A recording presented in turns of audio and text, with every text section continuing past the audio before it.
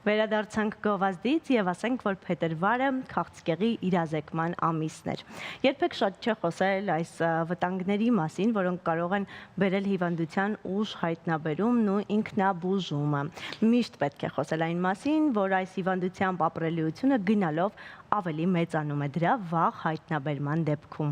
Եվ մեր տաղավարում է Երվանդ Հակոբյանը, Յոլյան արյունաբանության եւ ուռուցքաբանության կենտրոնի արյունաբան դոցենտ, եւ այսօր խոսելու ենք հազվադեպ հանդիպող հիվանդությունների մասին ու մասնավորապես խոսենք միելոմայի մասին, թե ինչ հիվանդություն է եւ ինչ այն իրենից ներկայացնում։ Բարև ձեզ։ Բարի լույս։ Շնորհակալություն հրավերքի համար։ Սիրով։ Եկեք սկսենք նրանից, թե որոնք են համարվում հազվադեպ համարվող հիվանդություններ այս ուղղվածության մեջ։ Կան միջազգային ստանդարտներ, հա, դրանք արտահայտվում են թվերով։ Եթե թվերով ասենք 2000 բնակչին այդպիսի հիվանդության մեկ դեպքը համարվում է հազվադեպ, հա։ Ինչի են առանձնացվել այս խումբը, որտեղ իրանք մի քիչ ավելի խոցելի խումբ են, հա, քանի որ քանակով քիչ են այդպիսի հիվանդները եւ ախտորոշումն է դժվար լինում, հա, դրա մասին հիշում ես ավելի ուշ, հա, ավելի հաճախ հանդիպողների մասին ես առաջինը մտածում։ Երկրորդը իրանք այդքան էլ կոպիտ ասած դեղագործական կազմակերպությունների համար գայթակղիչ չեն լինում, որտեղ քիչ հիվանդներ են եւ շահագրգռվածությունը ցածր է լինում։ Մյուս կողմից, քանի որ քանակը քիչ է, կլինիկական հետազոտությունները անել այդպիսի հիվանդությունների դեպքում բարդ է լինում եւ բուժման ստանդարտները քիչ են մշակված լինում։ Դրա համար աշխարհում փետրվարում 2 օր ունենք, մեկը փետրվարի 4-ն է, քաղցկեղի միջազգային օրը, հա, երբ որ բարձրաձայնվում է թեմաներով, եւ փետրվարի 28-ը հասկանալի է ինչի պատճառով համարում է հազվադեպ հիվանդությունների օր։ Տեղ մեծ մասը իրոք գենետիկ հիվանդություններ են, ոչ քաղցկեղային, բայց էլի ճակատագրի վրա շատ ազդող հիվանդություններ, բայց շատ ուռուցքային հիվանդություններ իրենք էլ են հազվադեպ հիվանդություններ եւ դրա համար դրանց մասին խոսելը մի անգամ էլ բարձրաձայնելը ինձ թվում է կարեւոր է ու դրա համար շնորհակալ եմ, որ այսօր այստեղ եմ։ Բացման խոսքում միելոմայի մասին նշեցինք, այ ինչ է միելոման, հազվադեպ հանդիպող հիվանդություններից է, արդյոք դա քաղցկեղի տեսակ է եւ նաեւ խոսենք Հայաստանում դրա տարածվածության մասին։ Միելոմային հիվանդությունը իրենց քաղցկեղ է ներկայացնում, ուռուցքային հիվանդություն է, ինչի նաև ակտուալ է իր մասին խոսել, որտեղ մարտ ամիսը այդ համայնքի կողմից հայտարարված է միելոմայի ամիս, այդ ամսվա ընթացքում կատարվում են տարբեր երկրներում տեղեկատվական արշավներ, հա, որպեսզի եւ մարդիկ զգուշանան եւ բժիշկների կողմից, հա, եւս մեկ անգամ, քանի որ գիտենք մեր համար ամենակարևոր օղակներից է առաջնային օղակը, հա, բայց քանի որ այնտեղ ավելի շատ տարածված հիվանդությունների մասին են, հա, մտածում բժիշկները, հաճախ կարող է ուշացման դեպքեր լինեն, դրա համար աշխատանք այդ օղակի բժիշկների հետ եւս մի անգամ հիշեցնելը ինձ թվում է դրա համար կարեւոր է լինում։ Բազմակի միելոման ինքը իրենից նույնպես հազվադեպ հանդիպող հիվանդություն է, տարեկան Հայաստանում 40-ից մաքսիմում 60 դեպք է գրանցվում ու ես կարող եմ ասել, որ հասել ենք մաքսիմալ թվին, որ պետք է լինի, հա, մենք որտեղ այդպիսի թվեր ունենք, աշխարհում 2 պացիենտ է լինում 100,000 բնակչին, Հայաստանում մենք այդ թվին ենք հասել, շնորհիվ ոչ թե հիվանդության բարձրացման, այլ ախտորոշման եւ բժիշկների տեղեկացվածության բարձրացման շնորհիվ ինձ թվում է բավական հաջողություններ ունենք հատկապես վերջի 5-10 տարվա ընթացքում, որի մասին երևի կխոսենք ընթացքում նորից։ Իսկ ինչ ախտանիշներով է հայտ գալիս այս հիվանդությունը։ Հա, բազմակի միելոման մի հիվանդություն է, որ ունի բազմաթիվ դեմքեր, հա, դրա համար իր մասին խոսելը նորից շեշտեմ կարևոր է, որտեղ առաջի գանգատները օրինակ լինում են ոսկրային ցավերը։ Գիտենք հատկապես մեծահասակները կարող են ունենալ ցավեր, երկար ժամանակ չդիմեն բժիշկին, հա,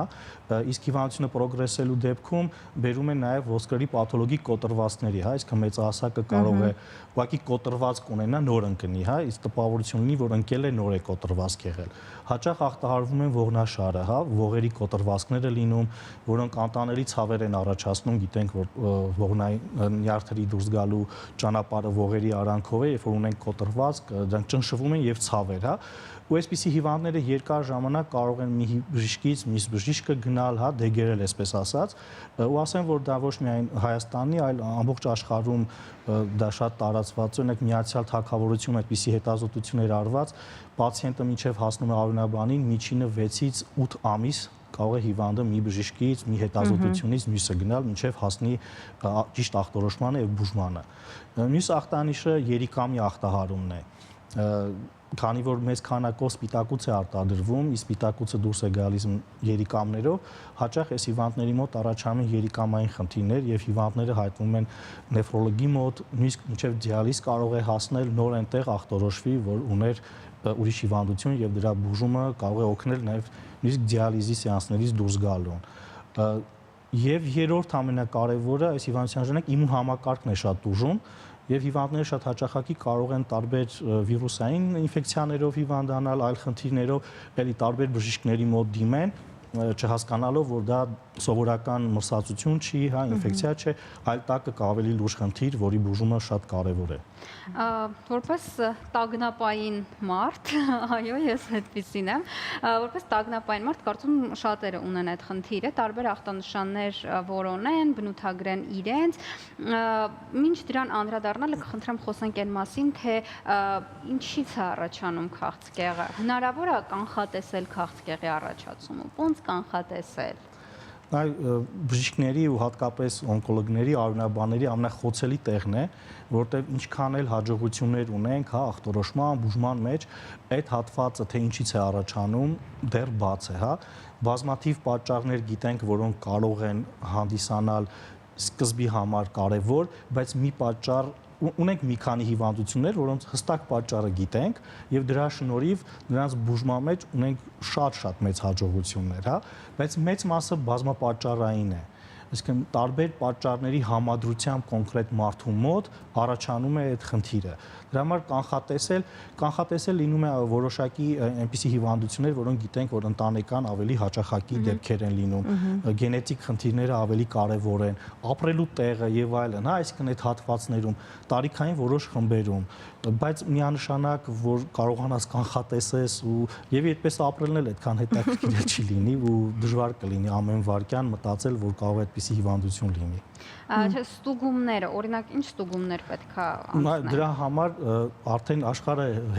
անիվը հայտնաբերել է, դրա համար աշխարհում կան պրոֆիլակտիկ հետազոտություններ ու երբ որ լինում է պետության աջակցությունն էլ ավելի լավ, ինձ թվում է մենք այդ ճանապարհով ենք հիմա անցնում, որ մարդիկ գոնե տարվա մեջ մեկ անգամ պետք է նվիրեն իրենց առողջությանը, հա, գնան իրենց ընտանեկան բժիշկին, եթե կարիք է լինում, ավելի մեծ հետազոտություններ անել, որտեղ մի բանը հստակ է, ինչքան վաղ հայտնաբերվեց ուռուցքը, այնքան բուժման արդյունավետությունը բարձրանում է միանշանակ։ Դրա համար, եթե նենց եղել, որ ճակատագրով դա պետքա լիներ, գոնե նենց արվի, որ ավելի շուտ հայտնաբերվի, որ բժիշկներն էլ ավելի ուժեղ եւ զորեղ զենքերով կարողանան հաղթել։ Եթե վերադառնանք միելոմա հիվանդությանը, սրա ախտորոշումը ինչպես է տեղի ունենում, ասացիք, որ շատ դժվար է իհարկե երկար ճանապարհ են անցնում մինչև հասնելը հենց դրա ախտորոշմանը, բայց ինչպես է հենց այդ հիվանդության ախտորոշումը տեղի ունենում եւ Հայաստանում ինչ բուժման տարբերակներ ունենք մենք։ Այդտեղ էլ պետք է մի փոքր ճիշտ է ուրախանալ, այդքան էլ ճիշտ բառ չի լինում, բայց ուրախությամբ նշեմ, որ վերջի հատկապես 5 տարվա ընթացքում մեր ախտորոշման հնարավորությունները պրակտիկորեն հասել են այն մակարդակին, որը կուզենայինք որ լինել։ Մի քանի բացեր կան, որոնց մասին անընդհատ խոսում ենք, հույսով եմ, որ դրանք էլ կլուծվեն, բայց այսօր մենք կարողանում ենք այդ հիվանդությունը ախտորոշել այնպես, ինչպես զարգացած այլ երկրներում, իսկ վստահ ենք լինում, որ մենք ճիշտ ախտորոշում ունենք։ Իսկ դա շատ կարևոր է, որտեղ եթե ունես ճիշտ ախտորոշում, ուրեմն ճիշտ ձևով կկարողանաս բուժել։ Ուղղակի այս հիվանդությունը կան հիվանդություններ, որոնք ավելի քիչ մեթոդներով կարող ես դնել։ Միելոմային հիվանդությունը մի քիչ ծանր է նրանով, որ մի քանի հետազոտություններ պետք է համադրես, դրանց արկայության դեպքում նոր ախտորոշումը դնես, ու այդ է, որ որոշ հիվանդություններ կարծես նմանություն ունեն, օրինակ օստեոպարոզը, հա, որ շատ տարածված է։ Դրա համար մենք շատ ենք շփվում մեր գոլեգաների հետ, օրինակ նույն ռադիոլոգիայի մեր գոլեգաների հետ, որ կոմպյուտերային տոմոգրաֆիան կատարելուց հետո եթե հայտնաբերում են փոփոխություններ, ասում եմ շատ փոփոխություններ ունենք եւ շատ են դրանում առաջ գնացել, բժիշկների զգուշավորությունը միելոմային հիվանդության նկատմամբ շատ է բարձրացել։ Իսկեն եթե ինչ-որ մի կասկածելի բան գտնում են, որը ավելի կարևոր է այս պահին ժխտել ուռուցքը, քան թե հետո շարունակել, ավելի շուտ ուղարկում են մեզ։ Եվ դրա համար, ինչպես ասեցի, հայտնաբերման դեպքերը բավականին շատացել են։ Ինչ վերաբերում է բուժմանը, եթե կարճ է, բուժման հետ կապված էլ երկու խնդիր ունենք։ Քանի որ մենք հիմա շատ բաց է կարողանում ենք շատ կոնֆերանսների մասնակցել, ինֆորմացիոն դաշտն է բարձր, մենք գիտենք թե ոնց բուժել։ Շատ հաճախ ուղղակի հնարավորությունները, ինչ կա Եվրոպայում, Միացյալ Նահանգներում եւ Հայաստանում, չեն համապատասխանում իրար, տարբեր են։ Բայց ուրախությամբ պետք է ասեմ, որ հատկապես այս վերջի տարին մենք կարողանում ենք առաջարկել բժիշկ պացիենտներին այն սխեմաները, որոնք ամենաարդյունավետն են։ Այդտեղ մի բաց է մնում, որ դեղերի հայթայթելու խնդիր ունենք, բայց ինձ թվում է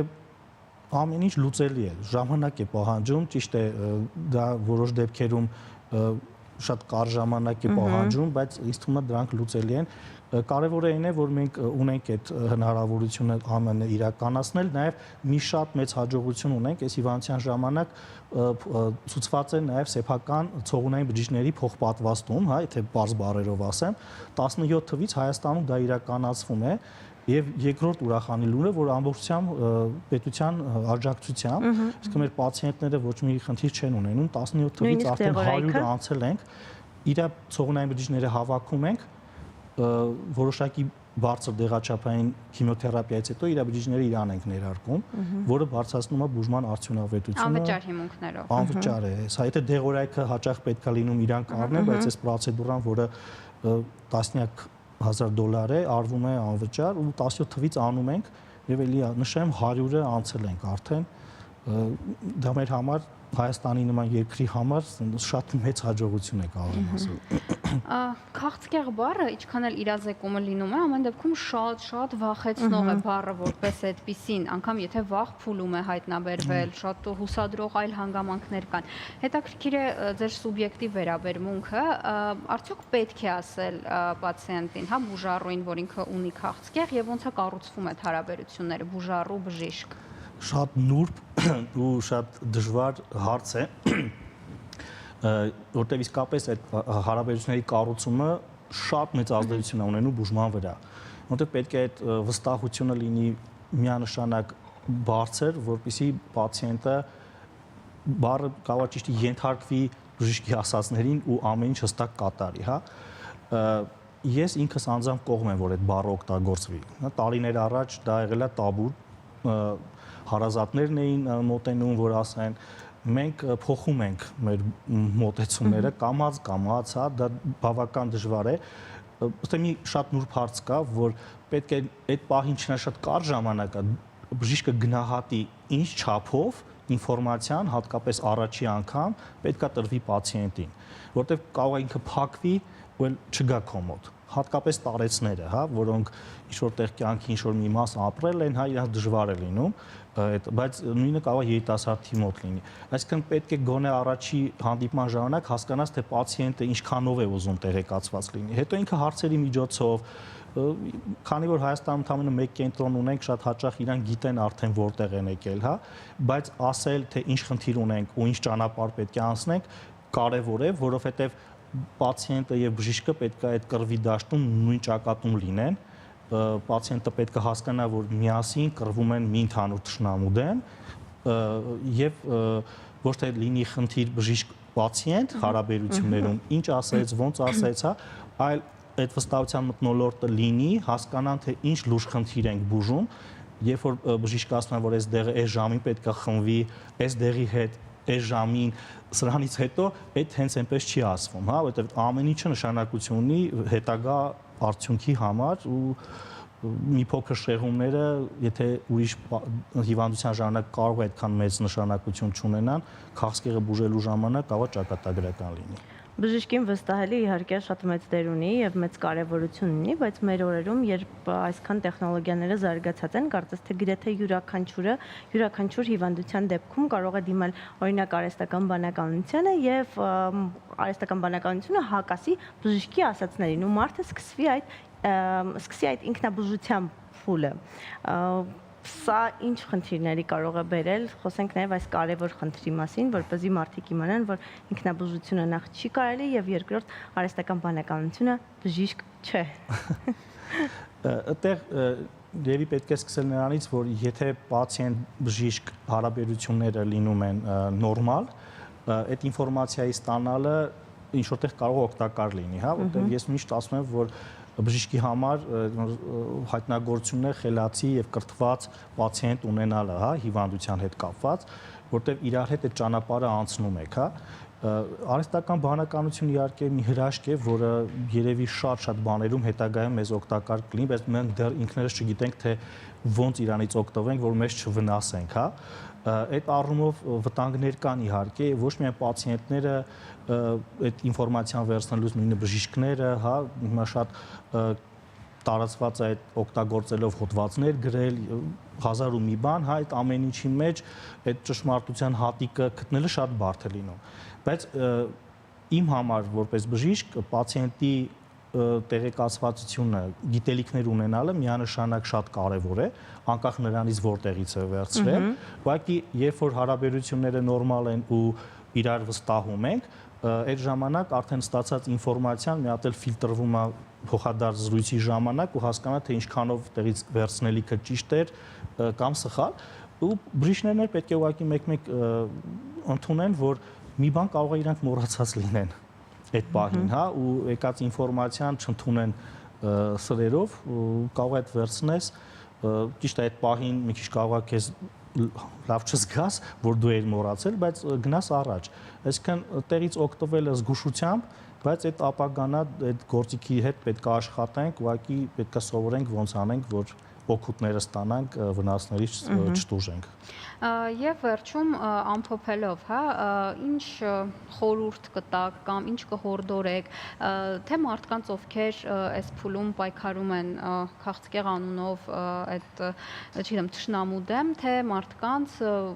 ովքեր փորձում են հետևել իրենց առողջությանը կամ հակառակը, անտեսում են առողջությունը։ Իհարկե շատ լավ է, որ ի սկզբանե փորձում ես ապրել այնպես, որպեսզի հնարավորինս քչացնես ռիսկերը, հա, այդ միանշանակ բաներ կան, որոնք ինչքան էլ քննարկվեն, այլ կարծիքներ լինի, միանշանակ չարիք են, հա, նույն ծխելը, հա, գիրությունը, որից ես էլ եմ տառապում, շատ դժվար է դրա դեմ, հա, պայքարելը, բայց բաներ են, որոնք քեզնից են կախված ու դու կարող ես անել, հա։ Գենետիկ ժառանգական տրամադրվածությունը դա Աստծո կողմից, հա, եւ ծնողներից տրված բան է, որը չես կարող, բայց ապրել առողջ, մարզասրահ գնալ, չծխել, ալկոհոլը չչարաշահել, դրանք դու կարող ես անել։ Իսկ երբ որ արդեն ունես այդ խնդիրը, միակ բանը, որ խորհուրդ կտամ, երբեք չհանձնվել, որովհետև մի հարց կա, որ պացիենտները միշտ տալիս են կամ հարազատները, այս հիվանդությունը բուժվում է, թե չէ, այստեղ երկու բան կա։ Իհարկե բոլոր հիվանդություններն էլ բուժվում են։ Առողջանալ բառը մի քիչ ուրիշ բան է, այսինքն մենք բուժում ենք, կարողանանք առողջացնել, թե չէ, այս էլ պետք է եւ ի սկզբից հստակ դրվի, որտեղ հիվանդություններ կան, որոնք այս պահին դեռ չեն կարող առողջացնել։ Այսինքն մենք բուժում ենք, նորմալ կյանքի որակով ապրում են, բայց այդ դեղորայքը պետք է անընդհատ օգտագործեն, հա, օրինակ շաքարային դիաբետ ամենատարածվածը, որ չարիք էր, բայց այսօր մարդիկ ապրում են միջին կյանքի տևողությամբ։ Ունենք այդպիսի ուռուցքներ էլ։ Կան ուռուցքներ, որոնց հստակ կարող ենք ասել, որ պայքարում ենք առողջացնելու համար։ Դրա համար ոչ մի քաղցկեղ ախտորոշում չի կարող լինել ճակատագրական, որովհետև այսօրվա երկարացրած թեկուզ մի քանի օրը, մի քանի ամիսը կամ մի քանի տարին կարող է այնպիսի արագ է բժշկությունը հիմա զարգանում, որ վաղ ունենանք մի միջոց, որի միջոցով կարողանանք իսկապես առողջացնել։ Դրա համար այս պահին ձեռքերը ծալել ու զենքերը դնել միանշանակ սխալ կլինի ու խորհուրդ եմ տալիս ուղղակի ուժերը հավաքել եւ պայքարել։ Շնորհակալություն զրույցի համար, իսկապես շատ կարևոր է վաղ հայտնաբերումը, իսկ դրա համար պետք է անել կանխարգելիչ գործողություններ, այսինքն հետազոտվել։ Վաղ հայտնաբերումը բերում է բուժման շատ դեպքերում եւ առողջացման, ինչպես նշած բժիշկը։ Իսկ մենք անցնելով առաջ գնանք միասին գովազդ դիտելու եւ վերադառնանք։ Գովազդ Շանթի եթերում։